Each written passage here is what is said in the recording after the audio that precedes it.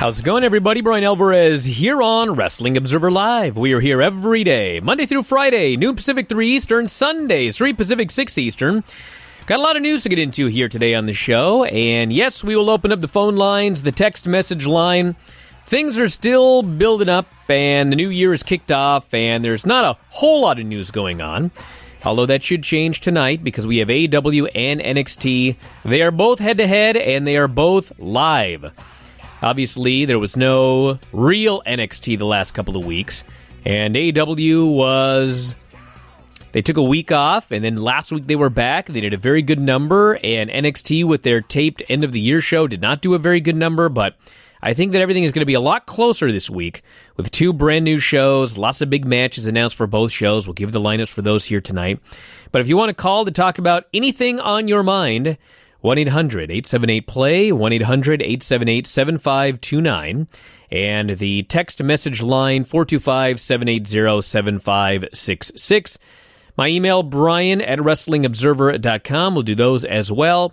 And I'm on Twitter at Bryan Alvarez. We got the Raw ratings for Monday night, and we have pretty much settled in to where I think we're going to be for the foreseeable future. About 2.4 million viewers for Raw, about 2.4 million viewers for Smackdown. Yes, pretty much the exact same viewership for both shows.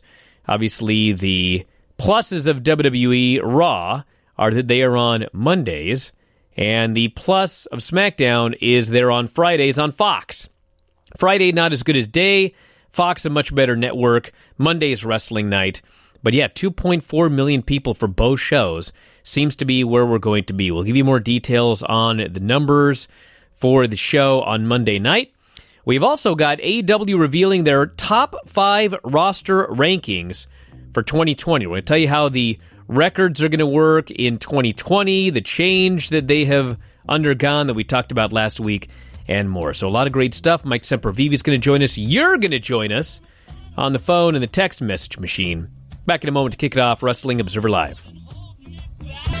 Back in the show, Bryan Alvarez here, Wrestling Observer Live. Mike Sempervive also of WrestlingObserver.com. If you want to call us here today, 1-800-878-PLAY, 1-800-878-7529. Text messages, 425-780-7566. Brian at WrestlingObserver.com, at Sempervive, at Bryan Alvarez. Last night's Raw, this being Monday, averaged 2.39 million viewers, down only 2% from last week's wedding, which would be a good sign. Seems to establish a significant bounce back this year after football season ends. Next week's Raw goes up against the College Football Championship game of Clemson versus LSU, which will be the last show against major sports competition until the NCAA basketball finals in April, and usually starts Raw's biggest ratings period of the year. As Dave noted on Monday, even though this college football game could do 25 million viewers, for whatever reason, the big college games don't seem to affect WWE as much as the NFL games do. So we'll see what happens next week. They've loaded up the show. Next week's show intentionally loaded up to keep the momentum. The episode Monday was down 3%, 18-49, which was strong given the number last Monday was the best since an appearance by Hulk Hogan and Ric Flair. Unlike last week, which held up better, this had the usual pattern of a big third-hour drop. So yes, the wedding did hold people over last week. And as much as people hated the wedding, and boy, it's one of those deals where the moment the wedding was over, and I read them on the air, I got one email after another. That's not even counting like text messages and responses on Twitter. People hated that wedding. And then, of course, the next day there was so much hatred for the wedding that a bunch of people had to white knight it and say, it actually wasn't that bad at all. It was pretty good. But anyway, it did not drive anybody off. The first hour this week, this is the first hour of Raw that aired after the wedding that everybody hated. The first hour did 2.56 million viewers, which is a great number for Raw. Second hour, 2.41 million. Third hour, 2.20 million. And of course, a couple of weeks ago it was the Monday before Christmas. So it wasn't Christmas Eve. It was Christmas Eve. It was December 23rd. That week, not 1 hour broke 2 million viewers. Well, here we are a couple of weeks later, 2.56, 2.41, 2.22. Numbers are, quite frankly, they're good for WWE. So this looks like where we're going to be leading into WrestleMania. And don't forget my bold prediction for this year. And I'm sticking to this, even though there were some problems with this past Monday's Raw. I believe that this Royal Rumble to WrestleMania period in 2020 is going to be artistically and perhaps ratings-wise, well, probably not ratings-wise, but artistically, it will be the best Royal Rumble to WrestleMania period in years and years and years. And that's a bold prediction, but I'm sticking to it. Any thoughts on these numbers, Mike? Well, first, is it a bold prediction based on any type of insider trading or anything like that? Trading? Have you heard any scoops or anything? Because it is a very No, I'll tell you why. I was going to say, it's a bold jump to make with WWE's creative. I would have explained this on the prediction show, but we had limited time. I believe that no matter what Vince says, I do not think that Vince is going to give up power. But the XFL is kicking off, and it's the first season. And he has enough money to last a couple of seasons, but I think that Vince knows that this first season's got to be really good if this thing is going to work. And no matter what he says, I don't think that he's going to have the time to devote to Raw and SmackDown that he has in the past. And therefore, I think that the Raw and SmackDown writing crews are going to have not so much more leeway, but I think that they're going to be able to do things, and Vince is going to be less hands-on. I'm not saying he's not going to be hands-on, but I believe that he's going to be less hands-on than he has been in years. And as a result, I think both shows are going to be better. I think they're going to be more focused. I think there's going to be less Vince changing everything throughout the week and at the last minute. And therefore, I think that they're going to be much better shows leading to Mania. Boy, that could be the ultimate double-edged sword, couldn't it? You know, from one aspect, the good side of it, you know, letting the agents or whoever would be in charge, the writers, the guys themselves, which would be nice, set the things up and have them just basically check it off and dot the I's and cross the T's and do what a lot of people said Vince McMahon was always legendary for, to take other people's ideas, to meld them, to mold them, to put them through his, you know, viewpoint and to spit out basically what ends up being the finalized vision, what many times has been classic in WWF history and in WWE history.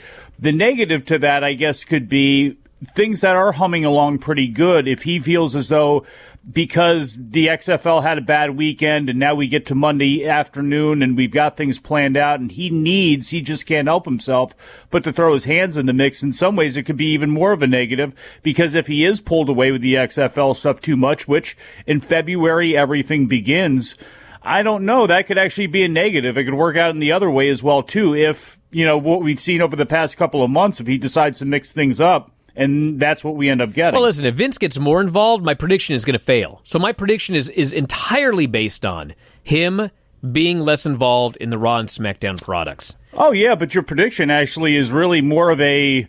It's more of an interesting question on where we're going to be. I mean, we're traveling this road no matter what anyway. No matter what predictions that you or anybody else makes, we're going to be traveling this road, and it's going to be really interesting to see exactly how much hands-on or hands-off he is on both products as we lead into the new year, because frankly, other than getting the word out there to promote the product, Vince McMahon shouldn't really have anything to say about the XFL either, to be frank about it. I mean, it's not like he's got any, you know, legitimate football experience or anything like that. So, I mean, it kind of works the same way, too, where he better watch himself how much he's involved there, too, because it didn't work out too well last time around with him being too attached to it. I'm going to explain something to everybody, by the way, as far as, like, the Raw and SmackDown shows and who's writing it and everything like that. I've said 1,000 times that Heyman and the crew on SmackDown, Pritchard and whoever, like, they're fighting a battle straight uphill, and they cannot win. And as much as I think that Vince is like a crazy person, and he needs to be out and just like devoting full time to XFL and just getting out of everybody's way, let me tell you something. If Vince McMahon did not have a writing crew on Raw and SmackDown, and Vince had to do everything by himself, or maybe like him and one other guy just sat down in a room together and they did everything, okay? It would be better than it is now.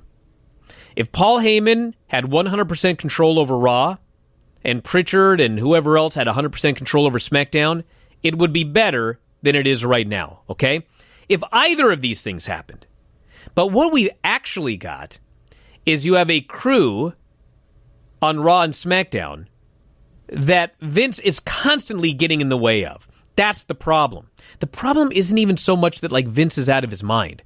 I, honest to God, think even at 74 years old, if there were no XFL and it was just Vince putting these shows together, I'm not saying they would be great, but they would be better than they are right now. Because right now you have two visions that are clashing every single week. I, honest to God, believe that Vince on his own would be superior to Paul Heyman and Bruce Pritchard and whoever writing the show, and having Vince get in there and throw a monkey wrench in on every show. But it's like neither of these things are going to happen. Like, I don't think that Pritchard's crew and Heyman's crew are ever going to be able to go like 100% on their own, and Vince ain't going 100% on his own again. And so until Vince is gone, it's just going to be a mild disaster. And I'm hoping that he is mildly gone during the XFL season. We shall see. This person here says, Brian, it is fair to say that the 2 million plus people who are watching WWE TV are your hardcore fans. However, with that said, do you like that even at the end of Raw, they finally started to advertise the following week, even if it's the same matches we've seen over and over again? Yeah, there's competition this coming Monday, so they actually built it up in advance. And we'll see how well it does. And they don't always do that. Sometimes they give up. They are not giving up next week. Back in a moment. Observer Live. Back in the show, Brian Alvarez here, Wrestling Observer Live. Mike Sempervive, also of WrestlingObserver.com. And Steve is in Ontario. He is joining us now. Steve, what's going on? Oh, not a whole lot. Just got a question. Do you guys really think that Scott Steiner is going to add anything of value to the NWA? Well, I want to thank you very much for the call. Yes, Scott Steiner has debuted on NWA, and I have not seen it yet. I won't lie. But, I mean, we'll see. I have no answer for you. I mean, honest to God, I mean, right now they just have a YouTube show. So, I mean, the value that he can add is, are more people going to watch the YouTube show? I don't know. I mean, I don't even know really how to answer that question. I mean, they may get some more eyeballs on it. I mean, maybe he'll do some good promos. I don't know how many good matches he's going to have. But, I mean, when you're... None? I mean, that's they okay literally, to say. Yeah, I mean, they're actually, don't they have a pay-per-view at the end of this month? Aren't they doing another pay-per-view already? They do. Hard Times is coming up, and that is... This feels way too fast. It does, actually, and I believe it's the... Oh, God, is it the 10th, or is it the... Oh, heavens, I forget what it is, but it is coming up, and that's, I guess, the one thing that he can add is any name value that they can have. Even, I'm not saying one buy is going to make or break the company or anything, but they need literally every buy that they can get to try to get attention and to put more money in the bank and to pay more wrestlers like Scott Steiner to come along and make appearances at the TV tapings, which is what he did. Came out at the end of the show, was Nick Aldis's third man to be a member of his team against the Rock and Roll Express, who still need to name a member of their team. And that's where we're at. And even one buy that they get out of it that Scott Steiner can bring is going to be good. Now, is he going to be worth the money? I don't know. I'm not sure what they're paying him. But obviously they need to do anything they can to draw attention to themselves. So, hey, why not? It's not like it's going to break the bank. All right, so tonight we got Dynamite and NXT, and AEW today revealed the first top 5 roster rankings of 2020, and they announced that the annual records reset at the start of every year. It says here that career AEW records will be cumulative, and the annual records will reset each calendar year. The annual records will be increasingly important in the rankings as the new calendar year continues. So, for the men's division, we have Chris Jericho is the champion, 8-1-1 overall. Jon Moxley, 6-1-1 overall. He's the number one contender. He's ranked number 1. Cody Rhodes is number 2, even though he cannot get a title shot. Kenny Omega is number 3. Pac is number 4. MJF is number 5. So, obviously, once again, every time Cody Rhodes is listed, we have 1,000 people saying, why is Cody Rhodes ranked if he can't get a championship match? And the answer is, well, he can't get a championship match, but he is there for people to beat to move up or down in the rankings, or to face. So, for example, if Pac beats Cody Rhodes, even though Cody can't get a championship, if Pac beats Cody, then he should move up quite a bit in the rankings because he beat the man ranked number 2.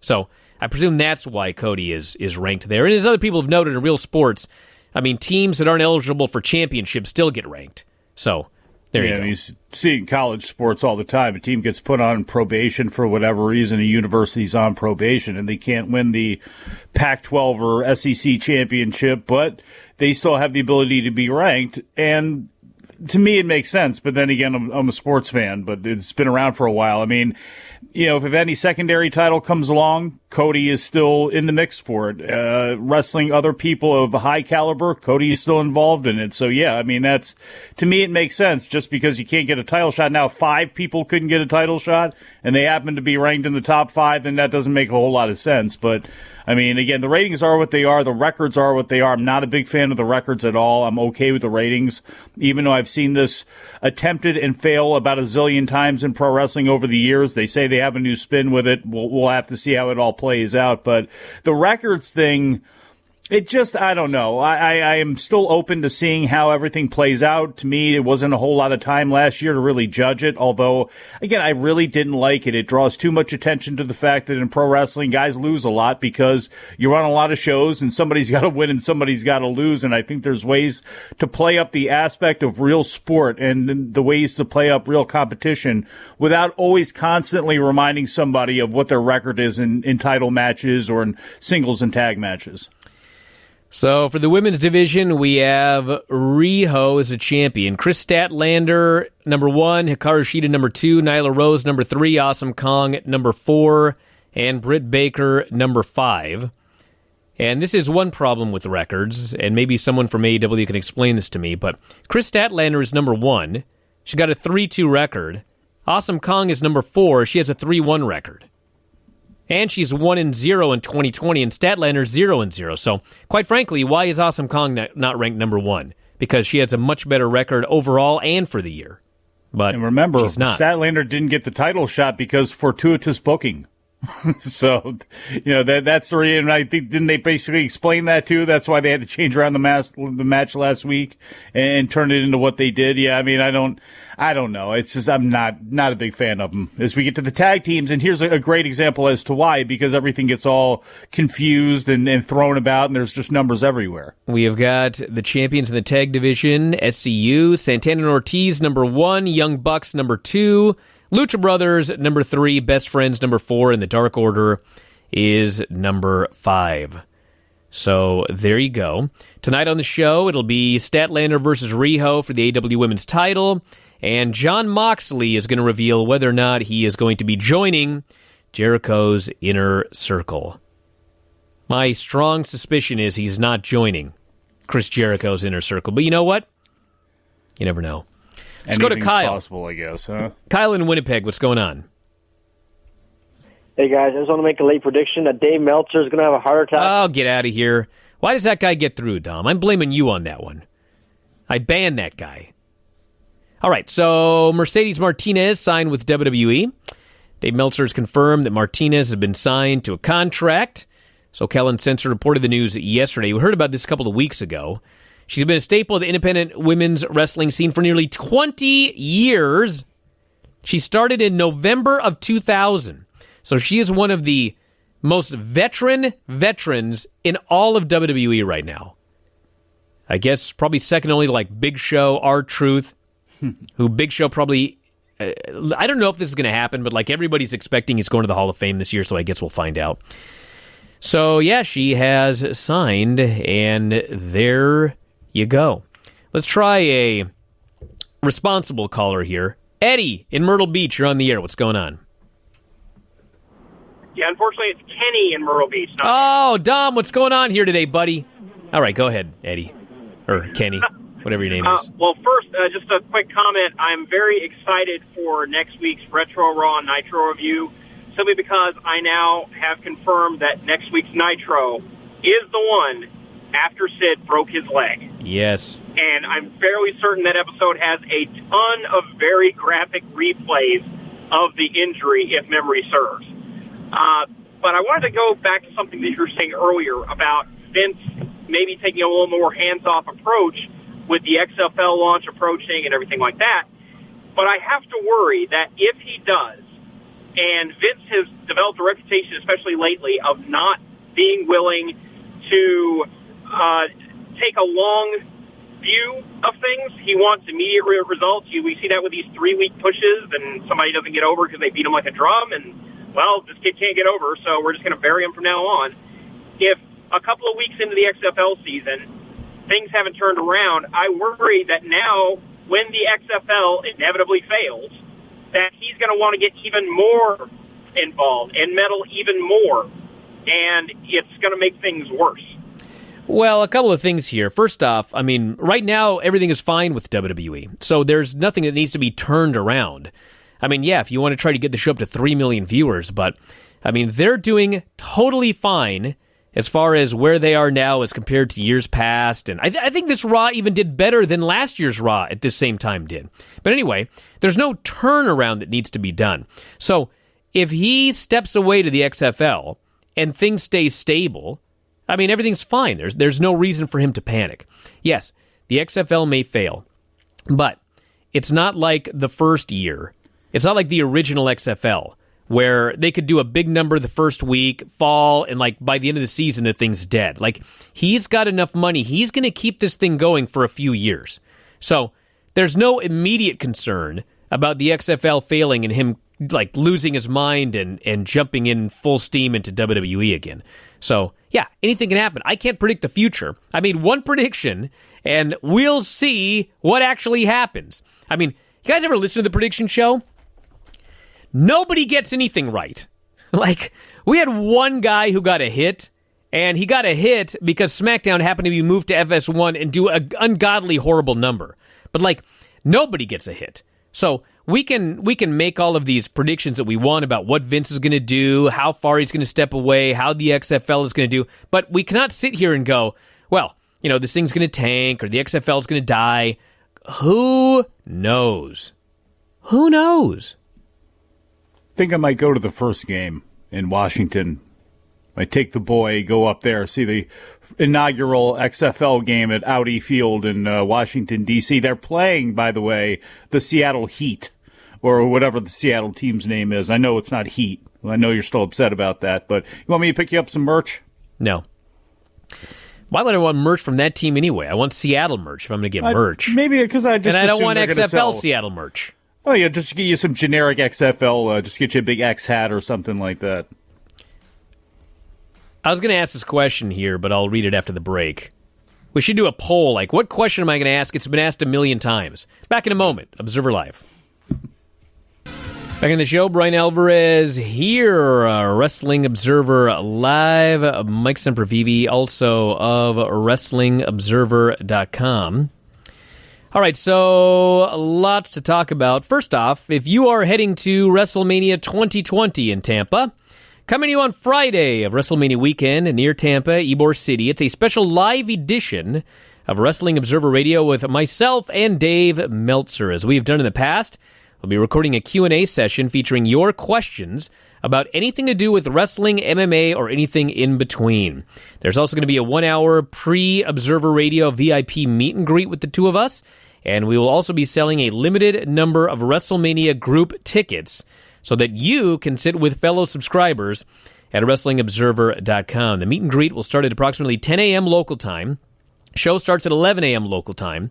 On Friday, April 3rd, we have limited space. Get your tickets now before they sell out. The link, f4wmania.brownpapertickets.com.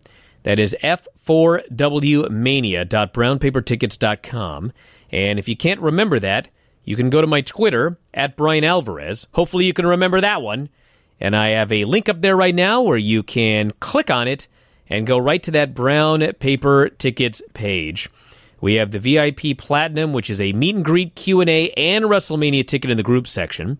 We have got a meet and greet and Q&A with priority seating option, and just the Q&A general admission. All of those are available, but there are only a few left. So if you'd like to grab one, I recommend you head up right now to f4wmania.brownpapertickets.com or at Brian Alvarez on Twitter. So check it out. I was going to read that text message, but I'm trying to decide whether I should or not. I don't like to repeat my material. But I guess this question's been asked so many times that I'll do it one more time, all right? Last time here, so listen carefully. Person says, I remember hearing SmackDown was going to be more of a sports aspect approach when moving to Fox. It seems like the same SmackDown. Do you know why they decided against the sporting aspect? Fox is purchasing the rights to air SmackDown. And at the end of the day, that's it. They can desire certain people to be on the show. They can desire the show to look a certain way, to be booked a certain way. But they can only desire. There is nothing in the contract that says we have creative control over this product. WWE wouldn't go to Fox if Fox had creative control over the product. If you recall, in the days leading up to the debut, in the weeks leading up to the debut on Fox, there were all sorts of commercials with various wrestlers. And clearly, those were the people that Fox wanted to have on their show. Charlotte, for example, she did all sorts of media for them. Well, where did Charlotte end up? She ended up on Raw. Because at the end of the day, WWE retains creative control over WWE. So they may have had meetings. They may have said, hey, we want to tie this in with Fox football, and we want to have some of the football analysts talk about wrestling. Like, maybe we could have a more sports-oriented approach. And Vince goes, it's a great idea, pal. That doesn't mean that that's actually what's going to happen. And it's not like if they do a show where Roman Reigns is attacked and covered in dog food, which I can't remember the last time that someone was chained to the goalpost in the NFL and covered in dog food. But it's not like Fox is going to say, well, you're canceled. You know, we didn't want dog food. We wanted win-loss records.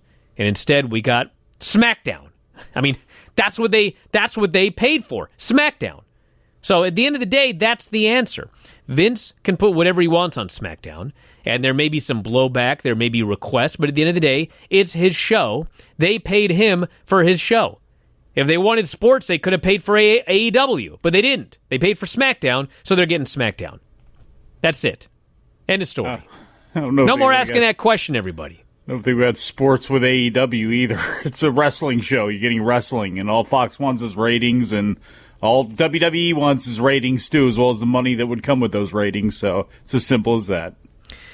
All right, this person here says, NWA Hard Times is taking place on Friday, January 24th, up against the final SmackDown before the Rumble. Yeah, it's too early. They just had a pay-per-view. I mean, AEW is doing 4 pay-per-views a year, and they got 2 hours of national television every week. They're still only doing 4 pay-per-views a year. Like, I just feel like NWA with a 1-hour show on YouTube every week, like, that's just too quick to be doing pay-per-views. Yeah, I think you're right about that, but I think if you're not putting a whole lot of outlay out there as far as cost goes, and you're running it basically like Ring of Honor does, where, I mean, they run the pay-per-view on a Friday, and then they do their TV tapings on Saturday and Sunday. If they're not losing any money in that setup, it's probably not the worst idea in the world. How else are they generating income other than, you know, marketing the NWA name and the logo and selling merch like that? They got to try to do something. So I get it, and I know what you're saying because you're right. In reality, they wouldn't be doing that, but I don't think it's that big of a deal that they do as long as they're not losing a whole lot in the exchange. To me, it's 6 of one, half a dozen of the other. Why not? If you can pick up a couple extra buys for what, you know, for it's like same with the Scott Steiner thing. Any money coming in, any attention is going to end up being good attention for them. Man, look at this. Ian won the prediction contest, and now he's calling in every single day. Ian, what's going on? Well, hey, Brian. Actually, I was calling to give you a compliment, so you should be happy about that. Ian, on your always wonderful website once again, because I just got through listening to... Yeah, well, I mean, of course. Well, I was listening to the prediction show, the best audio, and I was really worried because the entire time I was thinking, please, I'm a very religious man, please, dear God, let the time whenever Granny read the Undertaker's nicknames be on here. And we got all the way to number 1, and I was like, please be on here. And finally, I heard her bring up the Undertaker, and I threw a mini party here. It is the greatest. And from now on, the Undertaker will always be, to me at least, the great Fowler. I don't know what that means, but he will be. Well, Ian, I want to thank you very much for the call and for putting everybody over and everything like that. Yes, we actually had a guy who loved the Great Fowler so much that he changed his name to the Great Fowler on Twitter. He's up there right now. And no, I do not know what a Great Fowler is. All righty, let's go to Max, who is in Moscow. Max, what's going on? Yeah, I'm calling you from Skype. I have one question for you, Brian. All right, what is it? Brock enters the Brock enters the Royal Rumble as the WWE champion. I see in this a New Japan thing when Okada entered the G1 tournament as a champion, and he had the opportunity to choose his opponent at Tokyo Dome. Do you think WWE can do something like this? And I think if Brock wins the Rumble, he should have the opportunity to choose his opponent at Mania. Thank you so much. Yeah, thanks so much for the call from Moscow. Yeah, if Brock Lesnar wins the Royal Rumble, I mean, the storyline should be that he gets to choose whoever he wants to face at WrestleMania. Absolutely. And the problem is that it's not New Japan. And so if you got 30 guys in the Royal Rumble, and I know I've seen this all over the internet for like 4 months, but and this was what I was told originally. There's probably going to be 10 Raw, 10 SmackDown, 10 NXT in the Royal Rumble. I don't know if those are going to be the exact numbers, but it is very clear that in the Royal Rumble, it's going to be Raw, SmackDown, and NXT. I mean, Paul pretty much said it on the show on Monday. So you're going to have most of the biggest stars in the Royal Rumble, and those that aren't the biggest stars, I guess, are going to have other matches or whatever, but I mean, if Lesnar runs through everybody that's in the Royal Rumble, the biggest stars of Raw, SmackDown, and NXT that are in the Rumble, like, who does he choose? Does he choose The Fiend? Why would Brock Lesnar want to face The Fiend? I mean, I like, a normal promotion could probably tell that story really well, where, like, The Fiend is invincible and Brock feels he's invincible, and it's like the battle of the monsters, but I don't see them doing that. So my guess is the most likely scenario is that he gets there in the Royal Rumble, and maybe he goes all the way to the end. Maybe he gets eliminated in a big surprise early, but somebody throws him out, and he demands that person at WrestleMania, and the winner of the Rumble ends up being somebody from SmackDown, and they challenge The Fiend. I presume that's how this thing is going to go, but I could be wrong. I mean, trust me.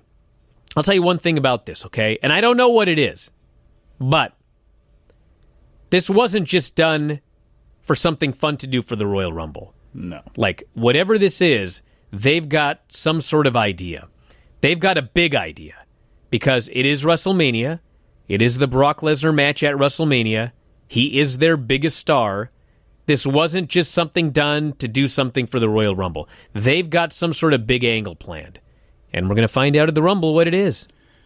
And you got options in the way that you can do it. Like you said, either he goes through and he wins and he picks somebody that's either from outside or inside the company. And I think the only way something like that works is if Matt Riddle's not in. If we're not talking about an outsider, another fighter or wrestler or something like that, or boxer, it's got to be a Matt Riddle or somebody like that, because what else do you do? And even if it's somebody to toss him out, obviously, I think it should be somebody like a Matt Riddle. I think it works more than a Keith Lee, but, you know, you could do something like that where he chooses his opponent at the end or gets attacked at the end by someone. I just don't think it works as well as him getting surprised and the look on his face and everything that goes with him being eliminated and being embarrassed at the Royal Rumble, and that's the biggest thing, because what really drives Brock Lesnar in this? What is going to be his inspiration? You know, he could get tossed out and not care. I still got the belt, I still got a bunch of money,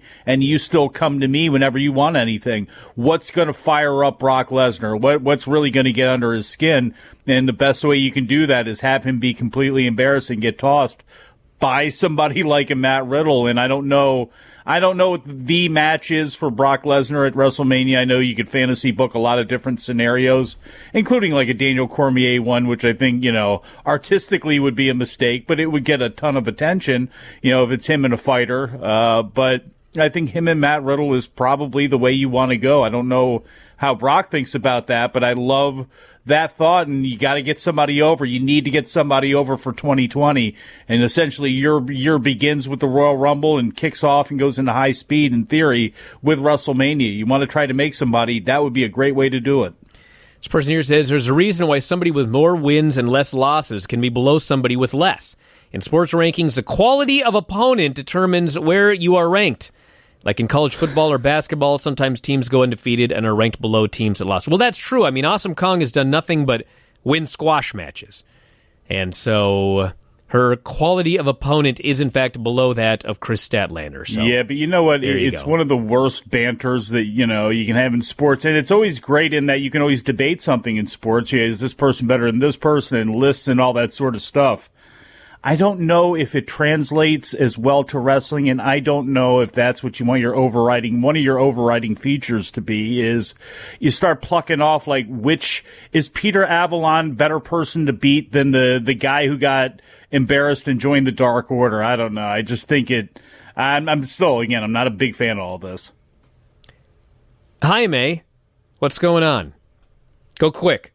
Hey, what's up, guys? I don't know if you corrected yourself, but yes, since the first time Paul Heyman debuted that catchphrase, it was broken because that beat Brock. And also I want to say, I think Keith Lee is a clear choice, and then I think Brock Lesnar is going to be slowing down even more than usual. All right, I want to thank you very much for the call. Yes, as many people have noted, the not a prediction but a promise has already been broken when Seth Rollins beat Brock Lesnar. So that's already out the window. So, I mean, what does it mean now? I guess we'll find out. Maybe everyone else forgot like I did. So, anyway, we're headed to a break. Back in a moment. Wrestling Observer Live. Back in the show, Brian Alvarez here, Wrestling Observer Live. Mike Sempervive, also of WrestlingObserver.com. So tonight on NXT, we have a fatal four-way to determine number one contender to the NXT North American title. Keith Lee, Dominik Dijakovic, Cameron Grimes, and Damian Priest. So yes, Keith Lee and Dominik Dijakovic, the feud that will never die. We've also got the Undisputed Era and Gallus teaming up, or facing off against each other. Dusty Rhodes Tag Team Classic, that's coming up tonight. Imperium will be facing the Forgotten Sons in another Dusty Rhodes Tag Team Classic match. And this photo of Wesley Blake, you got to take a look at that one. We got what's next for NXT's Women's Champion Rhea Ripley. So I guess we'll find out what that even means. That's coming up tonight. We already ran over the full card for AEW.